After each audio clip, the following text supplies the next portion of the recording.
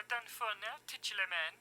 Once my wheel of doom lands on the skull slice, your heart will spontaneously explode. There's just one problem, Lulalu. You need to get lucky. I just need to get close. Sorry, what are you watching?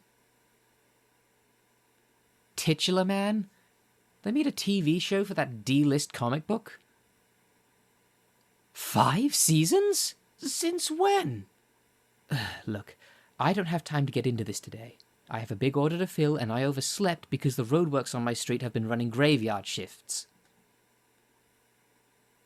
Yes, it's bad, but following your advice, I've been trying to look on the bright side. Like the speed bump in front of the store that keeps causing car crashes. It's been a great way to make a quick buck off giving healing potions to the shocked and possibly concussed.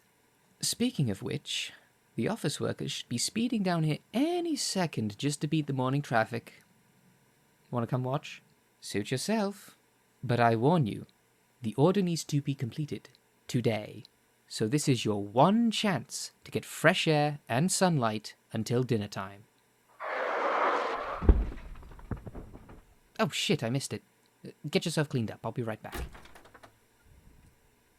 Your first mistake was thinking fate was on your side, Lulalu.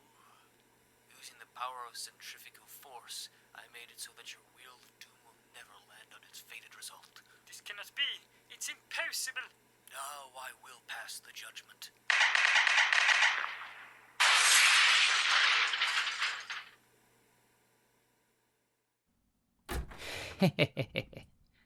Hey, you feel like Don Franklin's tonight? My treat. Oh, don't look at me like that. You should have seen the guy. Sports model car, coned back hair, and a suit I assume was cream-coloured until very recently. He was good for it. And besides, I only upcharged him like 10%. Maybe 12. Look, if I promised to get you a garlic bread side, would you please chill out? You can eat that, right? It's just a vampire thing. Good. Besides, we have work to do. Now, it's important to follow safety guidelines, especially when you're green. So do everything I say, and remember, if I don't follow my own rules, it's because I'm a professional. First, we need to make sure we have proper PPE, such as goggles, lab coats, and rubber gloves. Just put another pair over those. Second, the room must be properly sealed. Third, the room must be properly ventilated. This is a specialized extractor fan that we place above the cauldron. It sucks up all the smog and stores it in a special container until it can be disposed of. It may surprise you to learn this, but venting fumes out into a densely populated area is extremely illegal. Fourth, the floor must be kept clear to avoid tripping and falling. Lastly, all ingredients must be stored away from the cauldron, so that if anything were to fall from its place, it won't get mixed in with everything else. Of course, it would ruin the brew, but also you'd be surprised how one extra ingredient can turn a strength potion into napalm. So, with all that covered, we'll be filling a batch order today. 90 gallons of slow mocha. An adrenaline-inducing stimulant that also sends the brain into overdrive, making everything look like it's moving slower. The order was made by the PMC Manipulus Lupus and is to be shipped to their data entry office. I'll start you off with an easy task. I need you to fill this pitcher with 400 milliliters of water. There's a sink on that counter over there.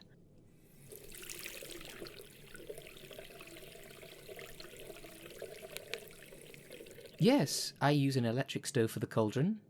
Is that a problem?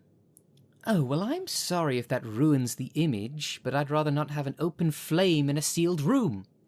My work has enough health risks as it is. I am not adding lung cancer to the equation. We're using electric. Trust me, you're better off leaving your expectations in the past.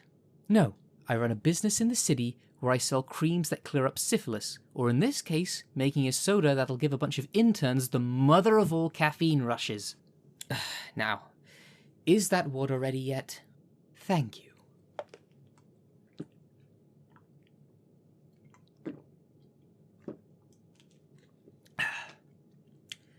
It's important to stay hydrated. Alright, now to start off, we need to use the secret ingredient that every concoction needs. Seaweed. That's right. It gives it a slight pulpiness and also prevents the other ingredients from sticking to the sides. So grab a few and start lining the insides with it. Don't worry about it falling down. This cauldron has a good 7 years worth of gristle on it. It practically sticks on all by itself. Okay, so the first thing they teach you in potion crafting is how to make the base. This is a substance that on its own has no special properties, but works as a bonding agent to melt down all ingredients into a smooth liquid. Trust me, this stuff is powerful. With a strong enough concentration, you can mix oil and water. Now, because we're on a tight schedule, I already synthesized a batch yesterday, but next time I'll give you a primer on how to make your own. How's it taste? Have you ever bitten down on a lemon? Imagine holding on to that feeling for 5 minutes. Yes, I never used to like the smell either. Reminds me of cold medicine. But I've become inert to it. Remember, this is just the base. You'll be working with far stronger odors than this. As that's boiling, we should prepare the first ingredient, a staple in any witch's brew: mushrooms. Brain caps, specifically. So, you know how regular mushrooms communicate via underground root systems? These don't. Botanists found that the cap of the brain cap gives off electrical currents similar to that of a mammalian brain. They've been called the individualists of the fungus world. Yeah, I don't get it either. Oh, don't worry, it's nothing too complex. They have about as much cognition as a tree stump. Still, the electrical currents they do give off are very useful, although they can't be subsumed under normal circumstances, which is where the next ingredient comes in: flashgrass. This special little weed has the special ability to draw electrical currents into itself, which it uses to grow. In most cases, these can be a real pain in the ass. If they start growing near generators, it could take out an entire block in an evening. But for our purposes, they're perfect for drawing out the energy produced by the brain cap and storing it in a way that's ingestible. Now that the base has reached a boil, we will add these components in together.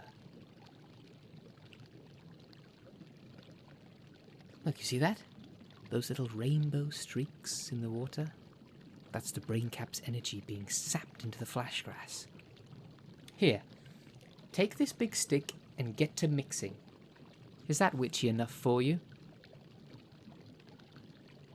Look at that, you're a natural. Now keep at it while I prepare the next ingredient. It's ginger, for flavour. It's a little something I call the Lear difference. Believe it or not, a mixture of acids, mushrooms and grass tastes like shit. So I thought, hey, why not add a little bit of spice to help the medicine go down? I went through a couple of candidates, got really stuck on paprika for a while, but if I'm being perfectly honest, the stuff they sell down at the market tastes like dirt. If I had to guess, I assume growing their plants on a windowsill facing a brick wall. Tarragon was another one, but that made it look like puke, so it was very unpopular. I thought maybe I should use something that has a bit of kick to it. Something with a flavour that says, "Oh, things are happening." I tried Chinese 5-spice, but then people complained that the taste was too much. And I'm like, too much? Anyway, long story short, I settled on ginger, because, you know, people are basic like that. Boy, you are really giving that cauldron the business. Hey, slow down. I need a smooth mixture, not a frappe. Just take it easy, and let me get a look at your eyes. A bit dilated. You didn't happen to sneak a little drop of that potion, did you? Did you smell it? See, this is why we can't bring the room out into the street. It's also why the mixing stick is so long, so that you can stir from a safe distance. Here, instead of standing directly above the cauldron and taking in all those otherworldly fumes, stand back a bit, and you'll find that the effects will wear off pretty quick. Honestly, you have no idea how many of my co-eds had to take a year off because they felt it necessary to press their face right up against Assume that they were growing. Better? Well, just to be sure, go get some fresh air for a bit. You're not missing much. The breakdown of the ingredients takes about an hour. So take 20, and when you come back, we'll go through the sluicing process. The order comes together at about 2 crates full. So if you take one, I'll take the other. We should be able to do this in half the amount of time. Now comes the fun part. We take the rubber side of this tube and stick it into the cauldron. Then we take the metal end and stick it in the mouth of the bottle. Then we pull the little lever on the side and it sucks up the brew from the cauldron into the bottle. Easy enough. Just make sure to turn it off once it reaches the ridge at the top of the neck. That's it, you've got it. Now just close the cap and move on until each bottle is filled. Yes, most bulk orders I get are all the same, really. Performance enhancers and the like. Anything more specialised, like say a body-altering potion or a dream potion, it would require too many rare ingredients. I did get a crate of love potions once, but I'd rather not think about what they were used for. Oh, I keep all written in requests. It's just good bookkeeping. Not to mention I sort them by which make me squeamish and which make me laugh. Please, it would be very unprofessional of me to divulge the private correspondence of my clients. With anyone outside of my business, and as an employee, you are granted free access to all client information. Oh, it's guilt-free. I expunged all the names. One that sticks out in my mind. There was this guy who said he was having a dream every night. The same dream. He was a contestant on a cooking show, and no matter what he did, the judges would just beat into him with insult upon insult of his food. But when he looked at the judges, they all had the face of his wife. And then when he looks down at the food, it's...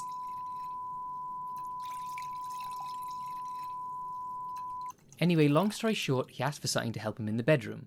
No, I don't know why he felt the need to mention all that. He simply could have said, "Yo, bozo, my dick don't work. Give me a bottle of penis magic," and that would have sufficed. Would you believe me if I told you that was also a request I got once? Hey, at least those jobs are easy. Custom jobs are the trickiest, but if you're good at them, you can make a lot of money. Do you know how hard it is to make a potion that makes the user grow functioning eagle wings on just the arms? Never mind the fact that eagles are a protected species, so good luck getting any DNA. A lot of them would pay top dollar to be in your position. What do I mean? Well, you're cursed. For you, turning into a wolf is as simple as breathing. Sorry if that sounded controversial, but lycanthropy is a curse. I know it sounds bad, but it's just a category. You're cursed, vampires are cursed, hell, Gus is cursed. It's just how the mages distinguish power gained through magic and that gained through... other. Basically, if someone is able to perform something fantastical outside of the realm of magical knowledge, then it's a curse. Because, despite what they tell you in the Mages Guild, potion crafting, spell slinging, it's science. And it can't replicate that which inflicts the soul. It's an antiquated term, I know, but don't let it get to you. You are an exceptional person. You have all this power stemming from your lycanthropy, but you still wish to strive and learn the ways of magic. Many people of either talent would have stopped when they mastered one, but not you. Now that's the big smile I like to see. Now come on, let's finish filling these bottles. Oh, well, that went quicker than expected. It's only 3:30. They'll be here to pick up the order tomorrow, so we'll just leave it in storage until then. You're big and strong. Do you think you could remove the container from the extractor fan? Yes, you just pull that lever there and it should come loose. Just leave it on the floor for now. We'll take it out when we go to dinner. Well, how did you find your first taste of the potion brewing experience? Well, Slowmoker is very low on the complexity and volatility scales. It's a good brew to get started with. By the time you get to the academy, you'll be sick of it anyway. It'll free you up so you can take a more fantastical unit like, I don't know, thaumaturgy. I guess you would have to worry about setting your fur on fire. You have plenty of time to think about it. But for right now, we just need to get out of here and get ourselves some Don Frank the glass. Oh, fuck.